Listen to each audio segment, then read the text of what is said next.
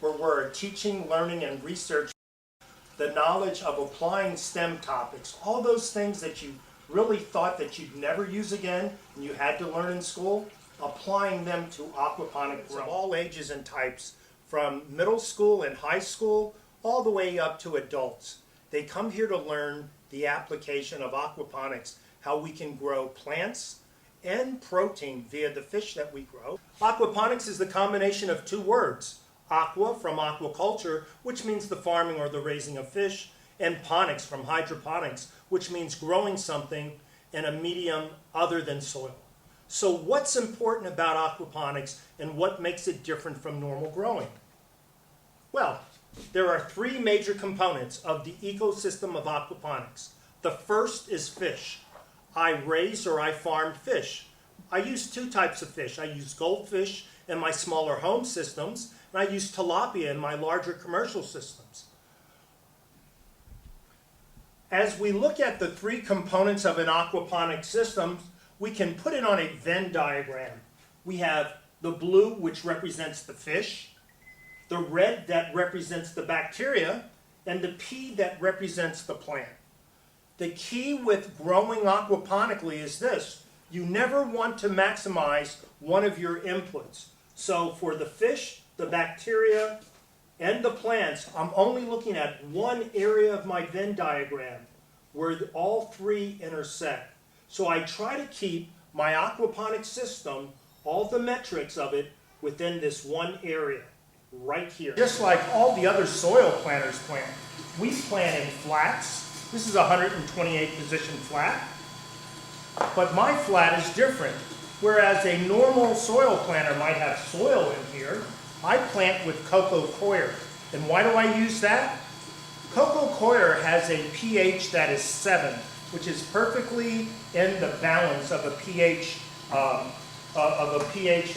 lineup. So I want something that will not adjust the pH of my aquaponic system. Does no harm to my fish, bacteria, or plants, so we use coco coir. One of the other things I use is I use pelleted seed. Let me show you what a normal lettuce seed looks like. This is about 20 or 30 lettuce seeds. This is a seed that just comes out of the lettuce plant after it's gone to flower. These are too hard to plant here in my flat. What I use is I use a pelleted seed, and my pelleted seed are nice and round and very easy to handle. People always wonder where I get my tilapia from. I get it from a hatchery in East Tennessee, and guess what? They send it to me in the mail in a box that has styrofoam in it, and this is what it is. I got 50 aquaponic grade blue tilapia, and it comes in a box that has a hand-wide fish, but as you can see, there it is. I got it 2 days from the time they packed it. Live fish, 50 live tilapia. We have one pretty large tilapia.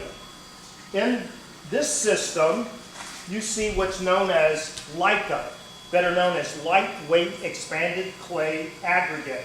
So the LICA forms the basis that the seed pods go in, and this is how it works. Every hour for 15 minutes, the pump will come on and pump the fish water that has the ammonia in it up into my plant bed. The bacteria live on my LICA. They then convert the ammonia into nitrate, which the plants and its root system is able to absorb. Is 200 gallons, and I have about 40 tilapia in it. I try to allow roughly 5 to 6 gallons per every pound of tilapia weight. This is how the tank and the plumbing works. Inside the tank is PVC pipe with a hole in it. Through gravity and physics, the water and the ammonia from the fish pee and poop will come up this pipe and go into what's known as a swirl filter. My swirl filter separates the solid poop, which does me no good, from the liquid poop that has the ammonia in it. So the ammonia and liquid poop goes into what's known as my sump tank. This is a basic sump tank. In the sump tank, I have two pumps. One pump is for my deep water culture aquaponic system. The other pump is for these 4 grow beds here. And these 4 grow beds are like most of the grow beds I have. I use ceramic metal halide lights in this system. And the reason why I use them is they're a very good blue light.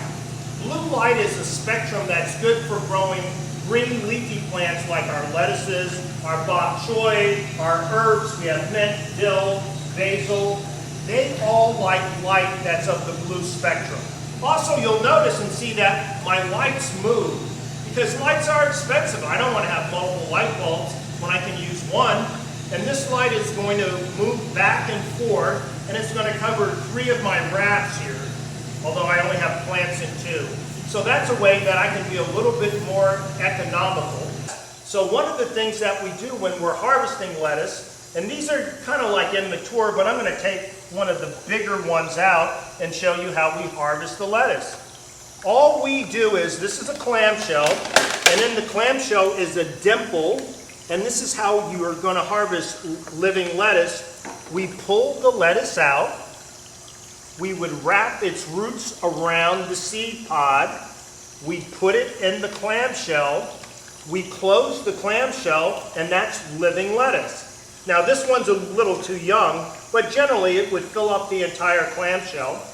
And we get $5 a clamshell at our farmer's market. Aquaponics versus traditional agriculture. One thing is aquaponics only uses 10% of the water used in normal agriculture. Think of it, one of our scarcest resources throughout the world, and I'm only using 10% of it to grow. The other thing is, it's sustainable. It's an ecosystem. I can control the inputs. I know what's going into my food. I know what's coming out of my food. My customers know you're watching this because you're on the TSU website. You want to know more about aquaponics. Is aquaponics for you? Well, I think it is. It's something you can do at home. You can have fresh veggies. You can have things with goldfish. The science of aquaponics continues to grow, and we continue to get better at what we're doing, just like the soil farmers. Thanks for coming by.